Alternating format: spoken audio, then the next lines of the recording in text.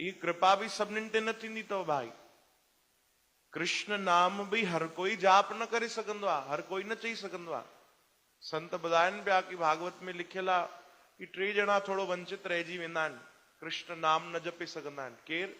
पहिरियों त चयूं जेके नंढा ॿार हुजनि, तव्हां ॾिसो उहे ठीक सां कृष्ण न चई सघंदा आहिनि। चओ हरे राम। नंढा ॿार आहिनि त उहे जय श्री कृष्ण, कृष्ण शब्द, कृष्ण नाम उन्हनि जे मुख मां ठीक सां न निकिरंदो आहे। ॿियो चवनि था जेके थोड़ा वॾा बुजुर्ग अवस्था में पहुची वेंदा आहिनि, उहे बि वीचारा कृष्ण नाम ठीक सां न चई सघंदा आहिनि। चओ हरे राम।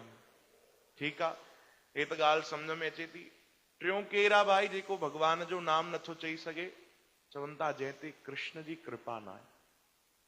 चओ हरे राम। यानी उहो ई जाप करे सघंदो जंहिं ते कृष्ण कृपा करे। अगर तव्हां चई था सघो जय श्री कृष्ण, यानी असां ते भगवान जी कृपा आहे, इहो प्रमाण। चओ